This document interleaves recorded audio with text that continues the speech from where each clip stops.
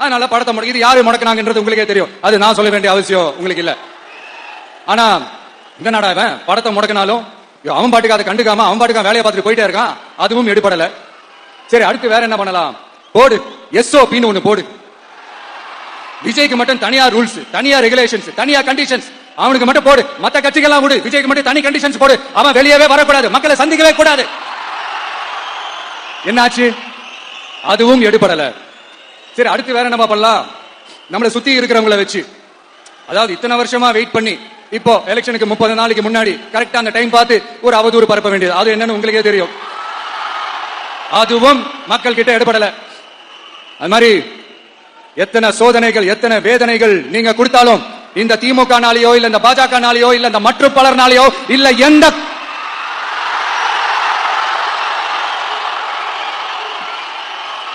வேற யாராலையும் என்ன மக்கள் கிட்ட இருந்து பிரிக்க முடியாதுன்னு